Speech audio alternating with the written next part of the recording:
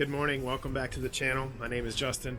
Today I'm going to pull a bike from my collection of junk bikes and show you just what it would take to fix up a bike and if it's worth it, if it's something that you could even do.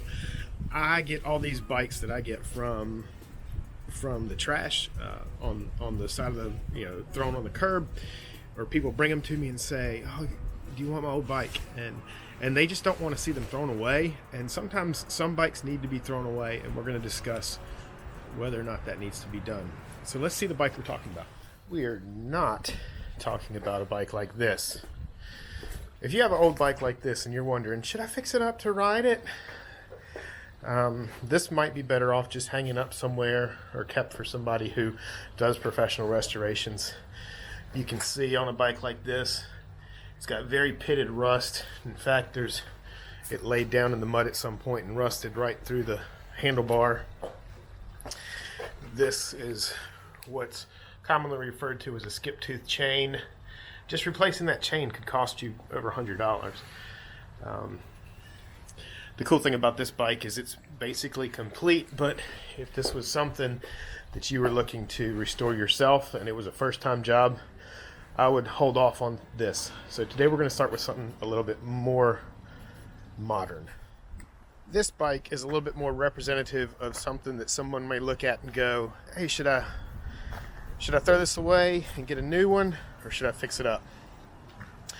This bike is more modern, so parts might be easier to find, and it is complete. There's really nothing missing on this bike. But this bike was never a high dollar bike. So let's put it on the stand and have a closer look.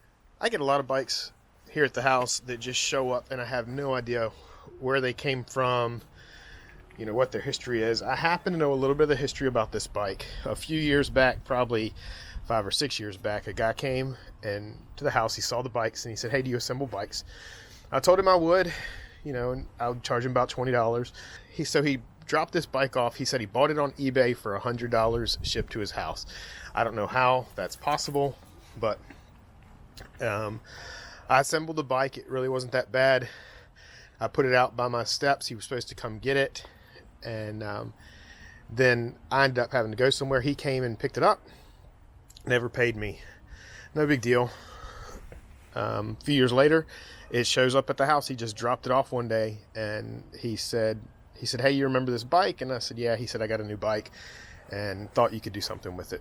So very cheap, Chinese made bike. A lot of people say, "Oh, but it's got Shimano, components on it."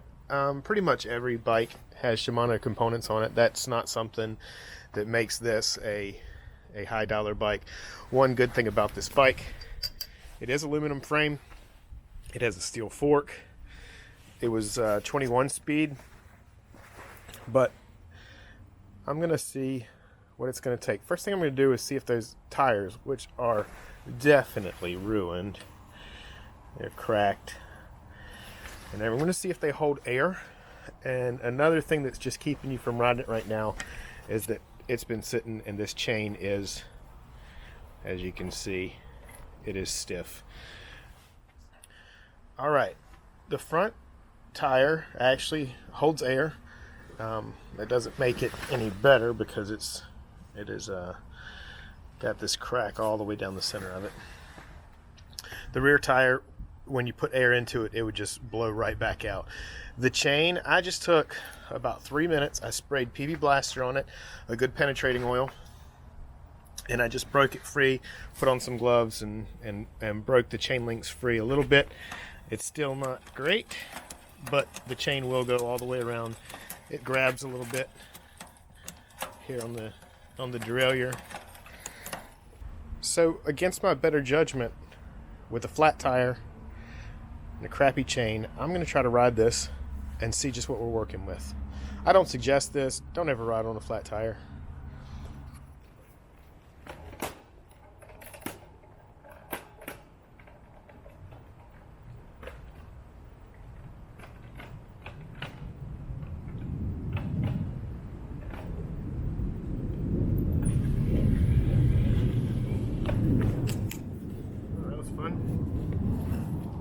So after this test ride, you saw the chain is skipping like crazy. It's going to need a new chain. It needs new tires. I should be able to salvage one tube. So then you have to start adding it up. A chain, you're talking, it depends on how you shop, where you shop, what you have available. If you had to buy stuff new, where are you going to buy it? Bike shops can be a little bit expensive, but I like using local bike shops if they exist. I don't have a bike shop for closer than 50 miles from here. So most of my shopping is done online. On Amazon, you can get a chain anywhere from $5 to $15, depending on what you find. Now, there has been a bike shortage lately and a bike part shortage, so parts are more expensive and harder to find. So let's start with $15 on the chain. Then a tube. This is a 700 road tube. It's narrow. Let's just say $8. So we've got an $8 tube. We've got a $15 chain. So we're up to what, about $23. Now we need tires. Now tires have gone sky high. If you want, you can probably get away with $15 per tire. You might go cheaper. You can definitely go way more expensive than that. So now we're up to what I say, 23 plus 30. We've got $53 into this really raggedy bike. So if you start adding it up, that's a good way to say, you know, maybe I want to just go another $50 and put $100 in a Walmart bike. Maybe you like this bike. This is no better than a Walmart bike, so that's kind of the area you need to start from. If you're working with a newer bike, or not a newer bike, but a name brand bike, you might be worth putting more money into it. But just for the sake of, let's see if we can fix this bike, I'm going to use parts that I have around here, and I'm going to get this bike back going. Now there's a few stages that you could take. You could just do the bare minimum, throw a chain on it, some tires and tubes, align and grease up everything, just do a simple tune-up and ride. I'm going to go a couple steps above that. I'm actually going to take this down to the frame and fork. I'm going to paint it, and I'm going to throw some parts at it that I have laying around. So just remember, though, we could have been in this a lot cheaper to begin with, but the steps that I'm going to do would add more time, more hassle, things like that. So right now I'm going to start disassembling this bike so I can start getting down to the bare bones and making it a little bit better. Now I'm going to replace all the cables. Now, like I said, all these cables move freely. The brake cables and I believe the shifter cables. Let's see. Yes, all of these cables are free, but as you can see down here, they're very rusty. I'm going to replace those, so the easiest way is just find them and cut them. Now you can use just regular pliers to cut yours, or you can actually disassemble them at the bolt and pull them back through, but since I'm going to replace these, I just prefer to cut them off where they are. Now, as far as the tools you're going to be needing on most modern bikes, you're definitely going to need some metric Allen wrenches. And so this Park Tool 3-way usually gets me through most of the stuff that's on the bike. There are some specialty tools needed. A pedal wrench. Now you might be able to use a regular wrench to get in there in between the crank arm and the pedal, but a pedal wrench makes this job a whole lot easier, so that might not need to be a specialized tool you need.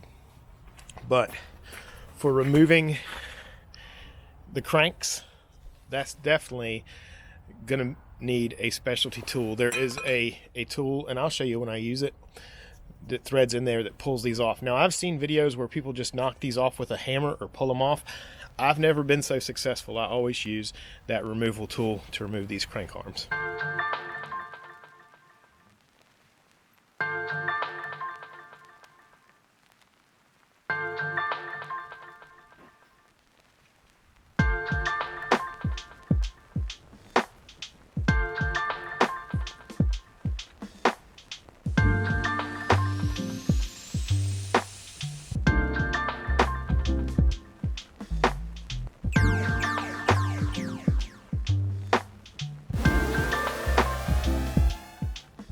here we are at the crank. I have taken this center nut, this nut off of the spindle, and like I said, this is a square taper crank arm on a square taper spindle. It is, when you tighten it up, it presses itself on there because it's tapered. So what you need to pull it off, like I said, I've seen people hammer these off and stuff. I've not been that successful, but this tool threads in to the crank arm, and then once you thread it all the way in, then you turn this bolt, which pushes and extracts that crank. Another specialty tool is a chain brake tool. Now, I know there's old school ways of just knocking the pin out with a punch, but I prefer to use the chain brake tool.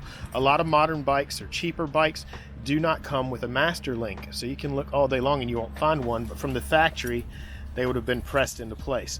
I'm going to use this to break this chain free because I'm going to be replacing this chain. So I'm going to pop off this chain and remove these crank arms so I can get to the bottom bracket.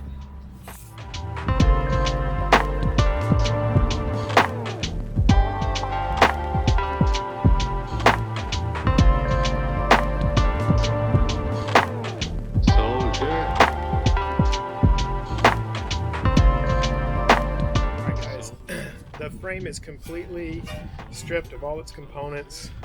Bottom bracket is out. The seat clamp or seat post clamp is out.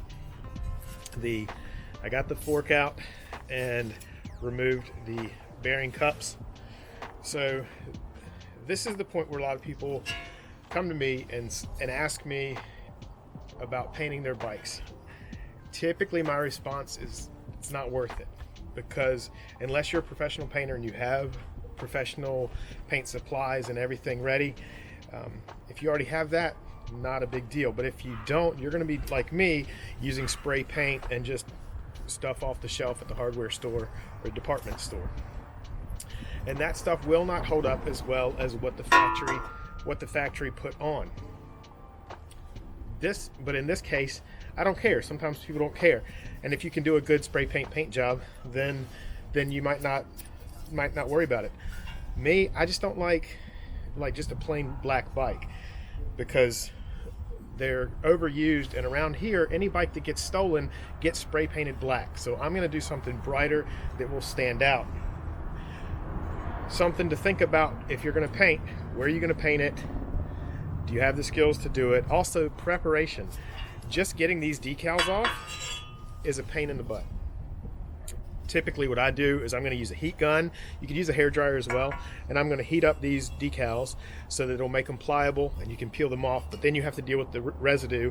And I use Goo Gone. You can use other products that will remove the residue. Even a paint thinner, acetone will do it.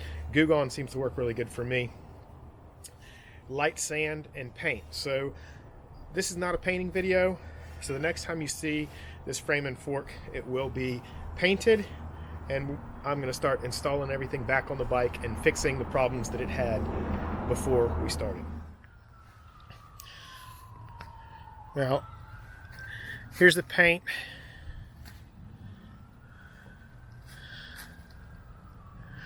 That's what I was saying about painting. This might look pretty on the stand, but this is just spray paint that I bought from the hardware store and some clear coat. This is not going to look this good after riding this bike for a little while and laying it down and things like that. Sure looks pretty now though. Maybe it'll last, but this is an extra step I did not need to do to get this bike back on the road.